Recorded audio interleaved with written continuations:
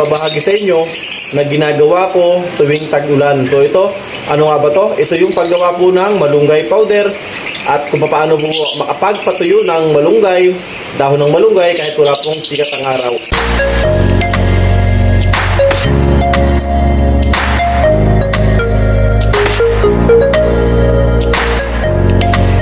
Mapagpalang araw po mga ka-Alabird. Welcome po muli dito sa ating ibunan at welcome na rin po kayo dito sa ating YouTube channel. At kung bago lang naman po kayo sa ating YouTube channel mga ka-Alabird, huwag naman po ninyo pong kalimutang mag-subscribe at pindutin nyo na rin po yung ating notification bell para palagi po ngayong updated kung meron po tayong bagong video. So ngayong araw mga ka-Alabird, meron po akong ibabahagi sa inyo na ginagawa ko tuwing tag-ulan. So ito, ano nga ba to? Ito yung paggawa po ng malunggay powder at kung paano po makapagpatuyo ng malunggay, dahon ng malunggay kahit wala pong sikat ang araw. So ito mga ka-Alabird, natutunan ko lang din po sa iba, kaya nais ko rin pong ibahagi sa inyo para magawa din po ninyo.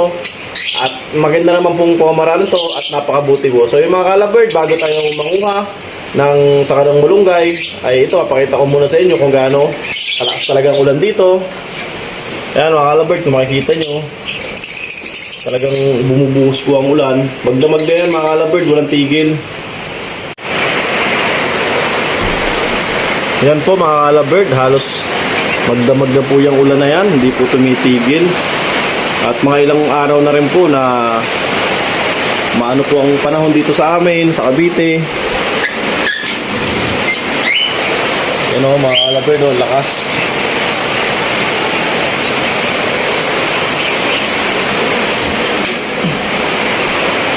Sa ganyang panahon, mga ka-Alabird, ay meron po tayong ginagawa dito sa ating ibunan at nais ko pong ibahagi sa inyo kung ano po yun.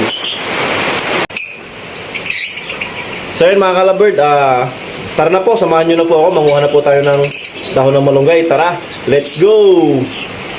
Meanwhile, so yan, dito lang po tayo kukuha ng dahon ng malunggay. So bali dito sa amin mga ka-Alabird, kahit saan may malunggay, kaya hindi mahirap dito maghanap ng malunggay. Yan, ginawat tumila yung ulan, sinamantala na natin, kumuha na rin tayo ng dahon ng malunggay para kukunin natin yung medyo magugulang na, talaga magugulang na, para at least ilang araw na lang yung ating hihintayin para matuyo to.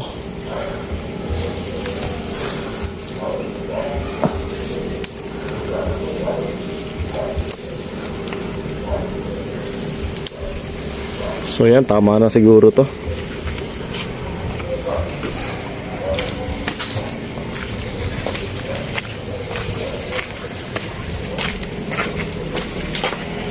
Tama na siguro yung ganitong karami.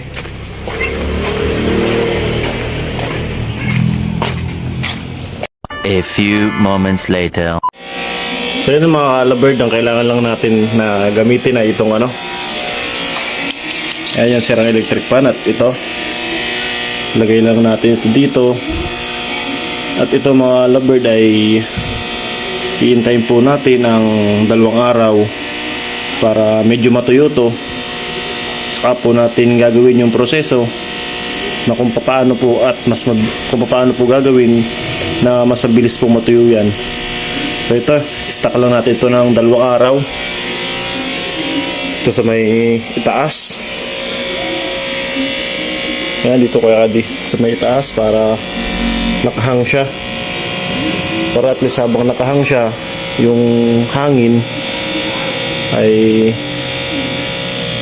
po ay pumapasok sa ilalim at yung ibabaw po ay pumapasok din. Kaya at least yan kahit paano medyo matutuyo po ng kahit konti yan. So ganyan lang po yan patuyuin kahit walang sikat ng araw. At meron pa pong proseso na mas maganda at mas mabilis kung paano siya patuyuin ng mas mabilis para diretso i-blender na natin para gawing malunggay powder. Good morning mga ka-Alabird, mapapalang araw at dito na po yun ang malunggay na walang sikat ng araw. So ito mga ka-Alabird, pakita ko po sa inyo. Yan mga ka-Alabird, ito po yung ating malunggay na pinatuyo nung isang araw. Hindi po siya masyadong natuyo pero may paraan po ako mga kalabird para mas mabilis po na mas mapatuyo yan. Ang kailangan lang po natin gamitin sa pagpapatuyo po niya ng mas mabilis ay syempre yung po ating maliit na kawali. So yan mga kalabird, maliit na kawali at syempre yung sandok. Ngayon mga kalabird, ang gagawin po natin dito sa malunggay ay hihimayin lang po natin yan, alisin lang po natin yung kanyang sanga.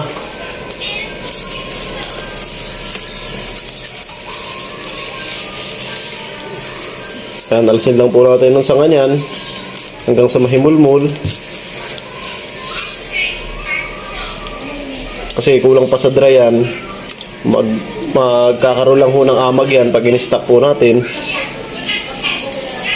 Kaya ang gagawin po natin, ilulutuin natin. Yan po yung paraan na ginagawa ko dito pag tag-ulan po na mahirap pagpatuyo ng malunggay powder, lalo na po pag kailangan ko ng malunggay powder para gumawa po ng hand-feed formula po. Yan po ang hinahalo natin.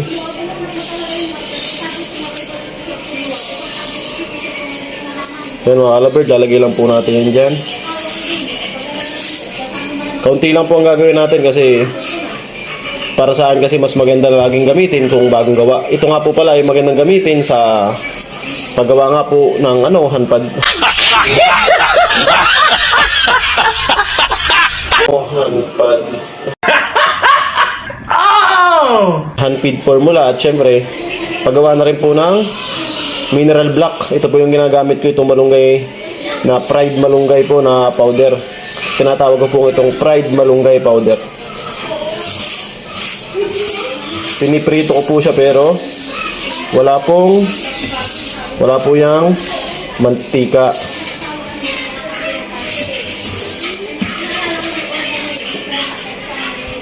So yun mga kalabird, natanggalan natin yung malaking sanga niya. Ang gagawin natin, lagyan na natin to sa ating gasol.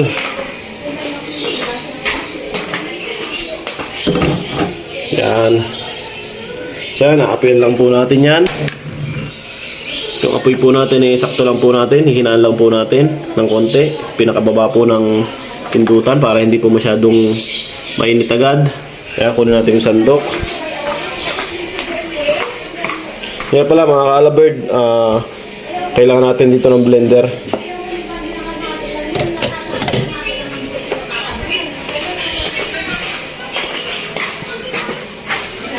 So yun mga kalabird, nakasalang na, halo-haloin lang po natin yan para po yung mga konti pong mga dahon na nasa ibabaw ay mapunta sa ilalim at maanahan din po ng init ng gasol.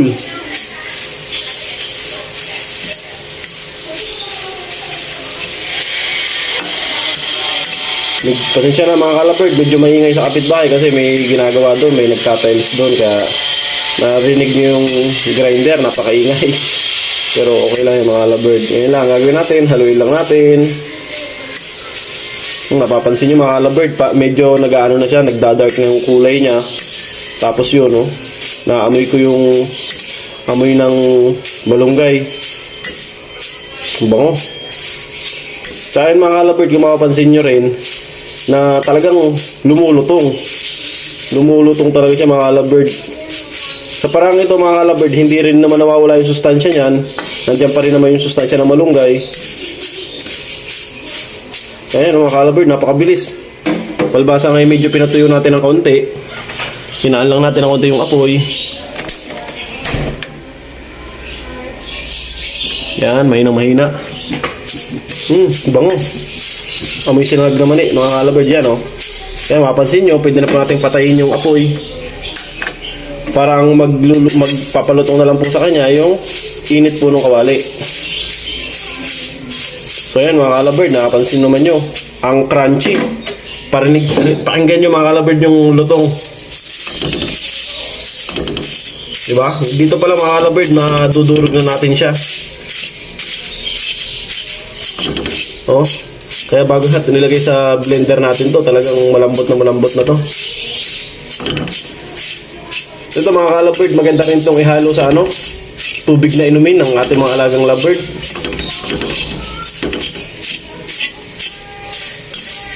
Ang lutong Di ba napakabilis niyang matuyo. kahit walang sikat ng araw, basta ang gagawin lang po natin medyo parang lalantahin po muna natin siya ng 2 araw. Pag lanta na siya, saka natin siya gaganituhin. Pag tag-ulan, mga kalabird, magandang gawin to. Kita nyo, durog na kagad kahit hindi ko pa biniblender ano pa, pag binilender natin yan. Ito mga kalabird, kunin natin yung blender. So yun mga kalabird, napakalutong nito.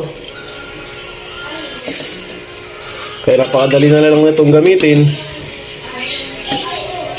Napakadali na lang natin durugin to ng blender. Ito mga kalabird, maganda talaga to pag, yun nga, sinasabi ko, pag tag-ulan, kasi nga, napakahirap magpatuyo kasi ang malunggay powder, pinakamagandang patuyo nito ay 1 linggo. 1 linggo mong bibilad sa araw. Para pag binilender mo at i-stack mo, hindi siya magkakaroon ng amag.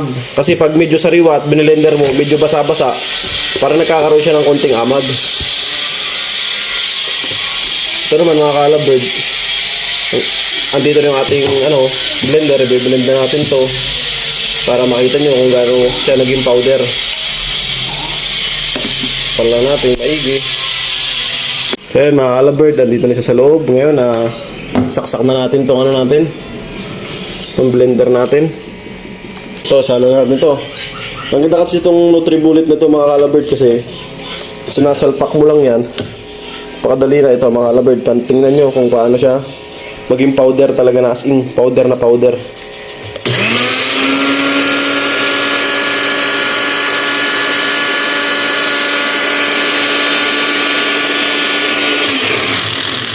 So yun mga kalabird, hayaan lang natin to ng mga 2 minutes na umiikot, at pagkatapos noon, pwede na to.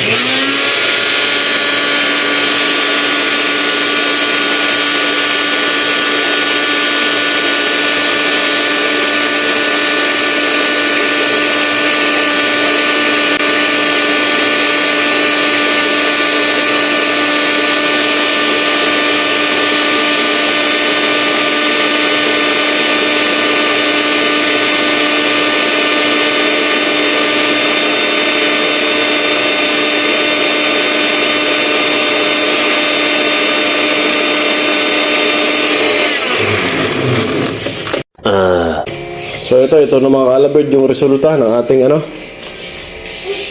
balunggay powder. Ngayon tingnan natin. So yun mga kalabird, mapapansin nyo, napaka-pino talaga. Pinong-pino talaga niya. Salin natin siya dito. Yan.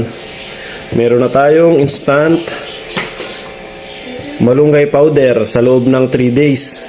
3 days lang mga kalabird ng ating inintay, nagkaroon na tayo ng malunggay powder para sa ating mga alagang lovebird na mahusay na gamitin para sa mga hand feed formula na nagagawin, at maganda ring gamitin sa paggawa ng mineral block. Ihahalo yan, at pwede rin natin itong ihalo sa kanilang inumin para mainom nila sa maghapon. So yan lang po mga kalabird, napakaganda pong gawin nito. Talaga yung sustansya ng dahon ng malunggay nandiyan pa rin kahit gawin natin yun. Ang sabi ng mga kaibigan natin na hindi naman daw mawawala yung sustansya kahit medyo i-fried natin ng konti. At may piprate na. Ay! Wait a minute! Who are you? Ang aking bunso. Naglalambing. So yun mga kalabird, sa mga ganitong pamamaraan ay maano natin yung ating mga alagang lovebird, mabibigyan natin ng sapat na nutrisyon sa araw-araw kahit hindi natin kailangan ng mga bumili o gumastos ng mahal. Madali lang gawin mga kalabird ng malunggay powder. Kaya sana mga kalabird, sa binahagi kong yan ay meron po kayong natutunan. At alam naman po natin na bago ko naman po ituro ito, bago ko po ibahagi ito, ay ito po ay ginagawa ko at sinusubukan ko dito sa Ibunan. So yun mga kalabird, muli po maraming salamat po sa panonood sa aking YouTube channel. At yan lang po mga kalabird ngayong araw. Ingat po tayo palagi lahat. God bless po.